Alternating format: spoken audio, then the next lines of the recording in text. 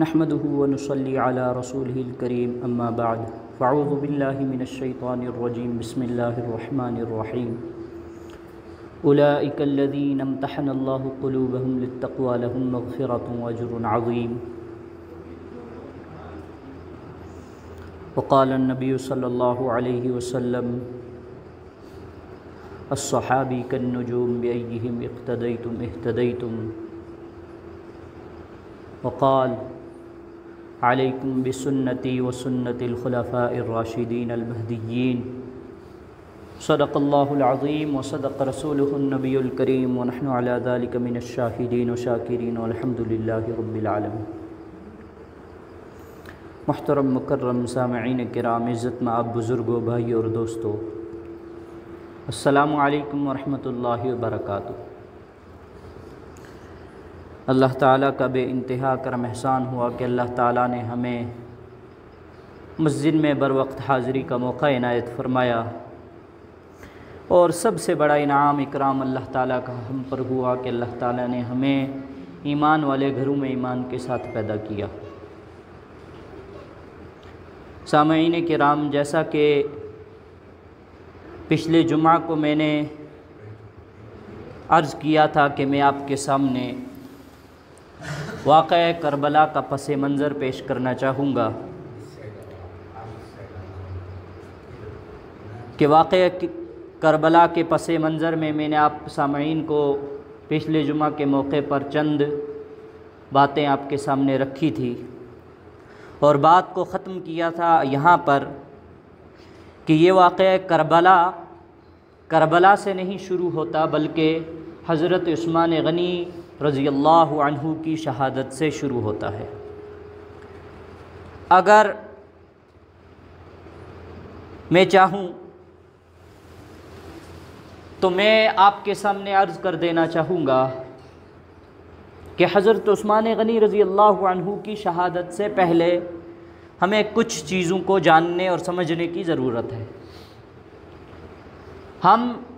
مسلمان ہیں،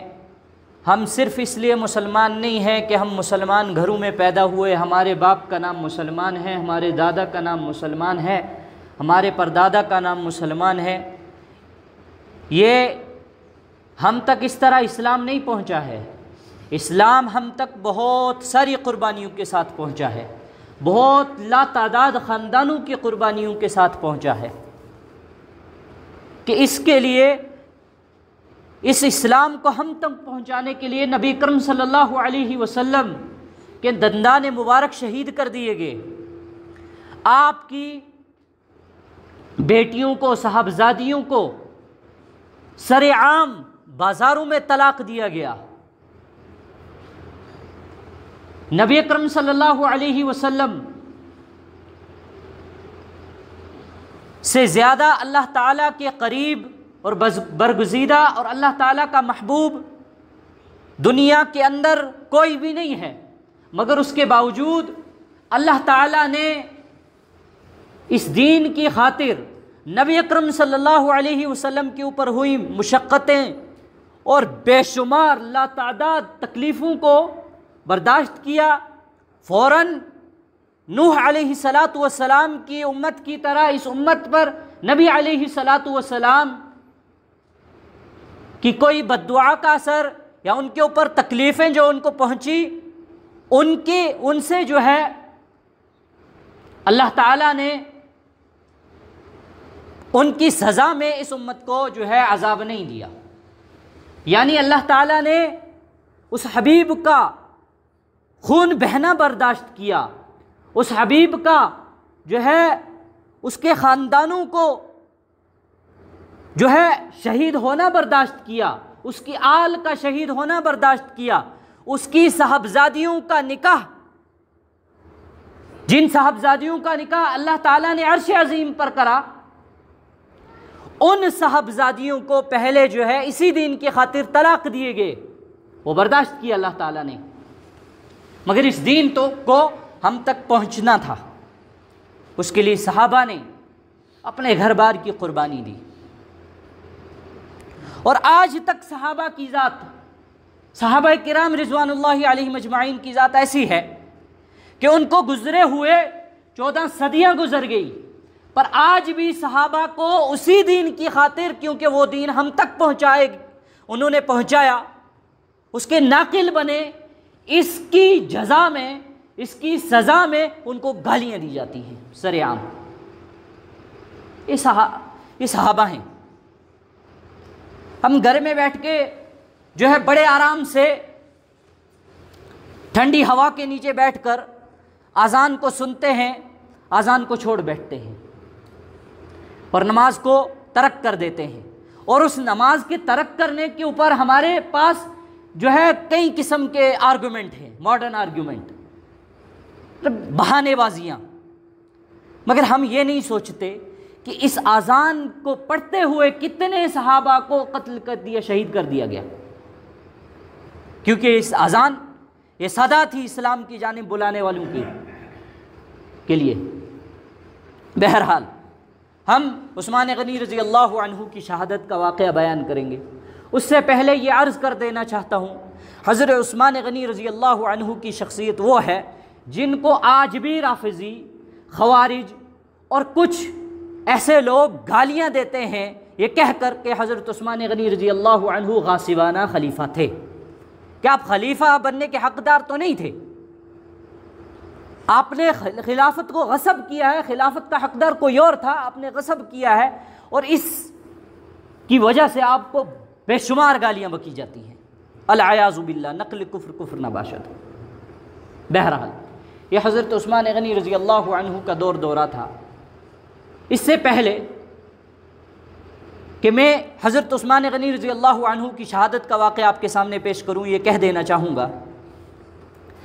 کہ یہ جو حضرت عثمان غنی رضی اللہ عنہ کو شہید کیا گیا، اس کے بعد امت کا جو ہے شیرازہ بخیر دیا گیا، امت کے درمیان ایک بڑا اختلاف برپا کر دیا گیا۔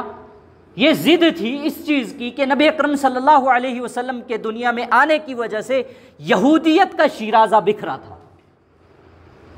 یہودیت ختم ہو رہی تھی، اور اسی یہودیت، ختم ہوتی یہودیت کو بچانے کے لیے ایک نام نہاد مسلمان، منافق، فاسق، جو کہ مسلمان بھی نہیں تھا، مسلمان اسلام کا لبادہ اوڑے ہوئے یہودی تھا، اس کا نام تھا عبداللہ ابن سبا۔ یہ شخص یہودی تھا، تو اس کے دل میں ضد و عناد تھی، حسد تھا، بغض تھا، تعصب تھا کہ کیسے یہودیت کو ختم کر دیا گیا اور نبی اکرم صلی اللہ علیہ وسلم کی شریعت کو نافذ کر دیا گیا، اسلام عام ہو گیا ہے۔ اور اس نے بڑی کوشش کی۔ اب اس کے پاس بہانہ کوئی نہیں تھا، بہانہ تھا پر اس بہانے کو امپلیمنٹ، نافذ کرنے کے لیے کوئی اس کو وجہ نہیں ملی۔ وہ بہانہ یہ تھا کہ بنو ہاشم اور بنو امیہ، یہ دو قبیلے تھے قریش کے، قریش تو خاندان تھا، اور اس خاندان کے یہ دو قبیلے تھے بنو ہاشم اور بنو امیہ۔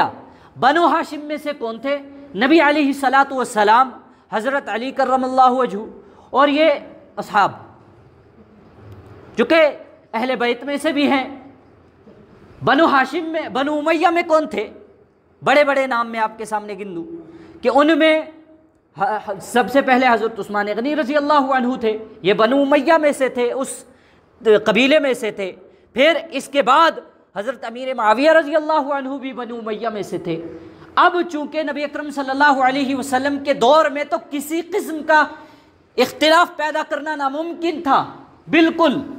کہ نبی علیہ الصلاۃ والسلام کی ذات موجود ہے، میں کہوں گا یہودیت کے بارے میں کچھ، یا یہودیت کے حوالے سے میں کچھ چیزیں بہانے کے طور پر پکڑوں گا، فوراً وہی آ جائے گی، نبی علیہ الصلاۃ والسلام اللہ تعالیٰ کے الفاظ کو، اللہ تعالیٰ کے کلام کو، اللہ تعالیٰ کے احکام کو براہ راست امت کے سامنے پیش کر دیں گے، اور یہودیت ختم ہو جائے گی، مکمل ختم ہو جائے گی۔ اب اس نے سوچا یہاں تو کرنا مناسب نہیں ہے، نبی اکرم صلی اللہ علیہ وسلم کی وصال کا اور آپ کی دنیا سے پردہ فرمانے کا اس نے انتظار کیا۔ نبی علیہ الصلاۃ والسلام کے بعد جب نبی علیہ الصلاۃ والسلام اس دنیا سے پردہ فرما گئے، اب نبی علیہ الصلاۃ والسلام نے کسی کو خلیفہ نہیں بنایا، بلکہ امت کے حوالے کر دیا کہ جو تمہیں بہترین لگے اس کو خلیفہ تم مان لینا۔ اور امت نے بالاتفاق بالاجماع حضرت ابو بکر صدیق رضی اللہ عنہ کو خلیفہ بنا دیا۔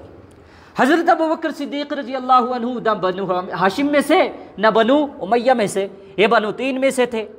اب ان کے اوپر تو کسی قسم کا الزام لگانا روا نہیں تھا، مناسب نہیں تھا، تو اس شخص نے کیا کیا، ابھی بھی انتظار کیا۔ پھر حضرت ابو بکر صدیق رضی اللہ عنہ انتقال فرما گئے، تو پھر حضرت عمر رضی اللہ عنہ کا دور آیا۔ حضرت عمر رضی اللہ عنہ نے کچھ بچی کچی یہودیت کو، عیسائیت کو اور قیصر و کسریٰ کو، روم کو بالکل جو ہے جڑ سے اکھاڑ دیا، یہودیت کا شیرازہ بکھیر دیا۔ وہ کیسے کہ حضرت عمر فاروق رضی اللہ عنہ نے جو ہے انہوں نے جو زیادہ توجہ دی وہ کس کی طرف جانب دی، یورپ کی طرف، اور یورپ میں عیسائی یہودی وغیرہ رہتے تھے۔ تو ان لوگوں نے جو ہے جب انہوں نے دیکھا کہ ہمارے دین کو ختم کرنے والا عمر بھی آ گیا ہے، اب حضرت عمر رضی اللہ عنہ کی طاق میں یہ رہے کافی عرصہ تک، اور حضرت عمر رضی اللہ عنہ نے بارہا اس چیز کا گمان ظاہر کیا تھا کہ یقیناً ان لوگوں کو، یہ مجوسی یہودی نصرانی لوگوں کو جو ہم نے غلام بنا کر لایا ہے، کیونکہ اس زمانے میں جنگ ہوتی تھی، جو جنگ میں ہار جاتا اور ہاری ہوئے جو لشکر ہوتا اس کے لوگوں کو غلام بنا کر لے آیا کرتے تھے۔ تو غلام بن کر آئے کون؟ مجوسی نصرانی یہودی وغیرہ۔ تو حضرت عمر رضی اللہ عنہ نے فرمایا، یہ ظاہر کیا مجھے گمان ہے کہ یہ لوگ فتنہ برپا کریں گے۔ کیوں؟ کیونکہ ان کے دل کے اندر تعصب، حسد وہی ہے آج بھی، ان کے اندر ضد ہے کہ یہودیت کیوں ختم ہوئی، عیسائیت نصرانیت کو کیوں ختم کیا گیا۔ تو آپ نے فرمایا تھا ایک زمانے میں کہ ان کو غلام نہ رکھا جائے، مگر چند صحابہ نے رکھا، اور اس زمانے میں انہوں نے جو ہے اس تعصب کو، حسد کو، کینہ کو، اس دشمنی کو، عناد کو اپنے دل میں دبائے رکھا، اور منافقت کرتے رہے، مسلمانوں کے ساتھ نمازیں بھی پڑھتے رہے۔ انہی میں سے ایک منافق فاسق جو ہے مجوسی تھا، وہ ایک موقع پا کر حضرت عمر رضی اللہ عنہ کے نماز پڑھانے کے اوقات میں جو ہے فجر کی نماز میں صف اولیٰ میں شامل ہو گیا، اور جیسے ہی اس نے موقع دیکھا حضرت عمر رضی اللہ عنہ کو زہریلے نیزے سے شہید کر دیا۔ تو اب یہاں یہودیت جو ہے تھوڑی سی انہوں نے اپنا سر اوپر کیا۔ اب سر اوپر جب کیا تو ان کو ایک ٹھیکیدار چاہیے تھا جو ہماری قیادت کرے، جو یہودیت کو ختم، یہودیت کو پھر سے جو ہے اس کا بیج بوئے۔ تو عبداللہ بن سبا نے وہ کام کیا۔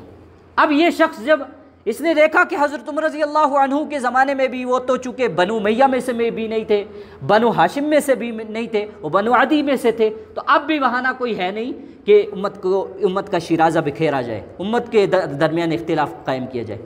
اب جب حضرت عمر فاروق رضی اللہ عنہ حضرت ابو بکر صدیق رضی اللہ عنہ کے بعد خلیفہ بنے اور آپ کی شہادت ہوئی، تو آپ کو پوچھا گیا کہ آپ اپنے بعد کس کو خلیفہ نامزد کرتے ہیں؟ تو آپ نے فرمایا میں نہیں کسی کو خلیفہ بناتا ہوں، بلکہ میرے سامنے عشرہ مبشرہ ایسے صحابہ موجود ہیں جن کو نبی اکرم صلی اللہ علیہ وسلم نے اپنی زبان مبارک سے جنت کی بشارت دی ہے، وہ عشرہ مبشرہ موجود ہیں۔ میں ان میں سے، وہ چونکہ 7 تھے، پورے عشرہ مبشرہ 10 تھے ایسے صحابہ جن کو نبی اکرم صلی اللہ علیہ وسلم نے اپنی زبان مبارک سے حیات مبارکہ میں اور ان کی حیات میں جنت کی بشارت براہ راست دی کہ تم جنتی ہو، تمہارے اوپر جنت واجب ہے۔ اب ان میں سے حضرت ابو بکر صدیق رضی اللہ عنہ انتقال کر گئے، بچے 9، اور ایک عبد الرحمن بن عوف یا دوسرے غالباً کوئی عشرہ مبشرہ میں سے تھے، وہ بھی انتقال کر گئے، بچے 8 میں سے حضرت عمر فاروق رضی اللہ عنہ خود بچے 7 میں سے ایک جو ہے حضرت عمر فاروق رضی اللہ عنہ کے خاندان میں سے تھے۔ آپ نے فرمایا میں ان کو نامزد نہیں کرتا ہوں اس شورا، اس کمیٹی کے لیے جو آگے کا خلیفہ نامزد کریں گے، طے کریں گے۔ تو بچے 6، ان 6 کو جب آپ نے رکھا، بنا دیا کہ یہ کمیٹی طے کرے گی کہ کون آئندہ خلیفہ بنے گا امت کا، تو انہوں نے طے شدہ اور اس کے متعلق حضرت علی کرم اللہ وجہہ نے بارہا اپنی رائے پیش کی کہ میں حضرت عثمان غنی رضی اللہ عنہ کو خلافت کے لیے ان کے متعلق رائے پیش کرتا ہوں۔ کچھ لوگ حضرت علی رضی اللہ عنہ کی جو ہے آڑ لے کر یہ کہتے ہیں کہ حضرت علی کرم اللہ وجہہ حضرت عثمان غنی رضی اللہ عنہ کے درمیان میں جو ہے بالکل دشمنی تھی، مگر ایسا نہیں تھا۔ بہرحال یہ حضرت عثمان غنی رضی اللہ عنہ جب خلیفہ بنتے ہیں، اب اس شخص کو عبداللہ بن سبا کو بہانہ مل گیا، کیونکہ یہ بنو امیہ میں سے ہیں، تو بنو ہاشم، چونکہ نبی اکرم صلی اللہ علیہ وسلم علی کرم اللہ وجہہ بنو ہاشم میں سے ہے، اس نے سب سے پہلا بم پھوڑا۔ اس کے بعد میں اپنی بات کو ختم کروں گا۔ وہ یہ تھا کہ اس نے آ کر مکہ اور مدینہ کے اندر یہ بات پیش کر دی، ظاہر کر دی، اعلان کرنا شروع کیا کہ اصل میں خلافت کے حقدار حضرت علی کرم اللہ وجہہ ہیں، کیونکہ وہ تو بنو ہاشم میں سے ہیں، اور بنو امیہ کیسے حقدار ہو سکتے ہیں، بنو امیہ کا کوئی بھی ایک فرد، کیونکہ نبی اکرم صلی اللہ علیہ وسلم کے زمانے میں اور اس سے پہلے بھی یہ لوگ جو ہے نبی اکرم صلی اللہ علیہ وسلم کے دشمن رہے ہیں۔ اس وجہ سے معلوم چلا کہ حضرت علی خلیفہ ہونے چاہیے تھے، حضرت عثمان غنی رضی اللہ عنہ خلیفہ صحیح نہیں ہیں۔ بہرحال اس سے آگے انشاءاللہ آئندہ جمعہ کو ہم بات کریں گے۔ اللہ تعالی ہمیں کہنے سننے سے زیادہ عمل کی توفیق عطا فرمائے۔ وآخر دعوانا الحمد للہ رب العالمین، وما توفیقی الا باللہ۔